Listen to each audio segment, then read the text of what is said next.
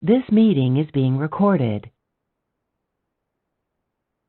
The first section from Chapter 3 reintroduces us to Bronsted-Lowry acids and bases. So you should have at least been introduced to this definition of an acid and base in General Chemistry 1, but we will review just in case.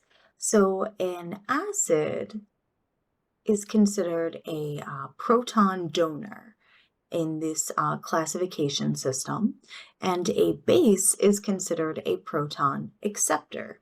So let's take a look at this example here. So we have our acid, our HCl over here, and that red hydrogen is highlighted because that is the proton that will be lost.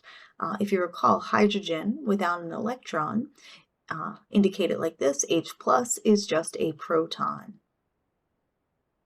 So when we have our base here, water, if you recall, is amphiprotic, and it's also amphoteric. So we have amphiprotic, amphoteric properties of water molecules, so they can act as both an proton donor, proton acceptor, or as an acid or base. So if you're unsure, you can always look at your products to see how your two species as reactants had behaved. So water, since that can act as an acid or base, a lot of times you'll have to look at the products. So what we see is that the water molecule has gained a proton or accepted a proton. So this was acting as a base. And we know that HCl commonly acts as an acid, or generally can only act as an acid. So this is how we could identify our proton donors, proton acceptors, and if water is considered, we may have to look at the products. So let's take a look at this next slide here, which lists these other terms called conjugate acid, conjugate base.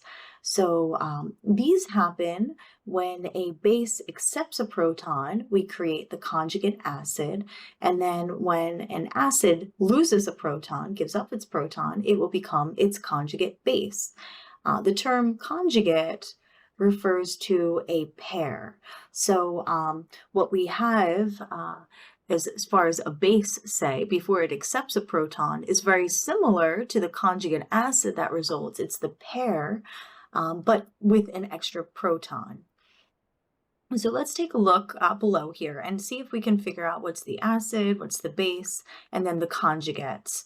So as I'd mentioned with our last example, water can be both an acid or a base depending on its environment, its surroundings.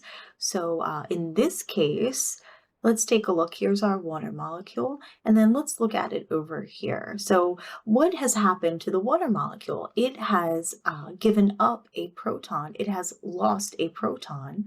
So in this case, the water is acting as an acid, and then something similar to water, the hydroxide has one less proton. So we will call this the conjugate base of our acid.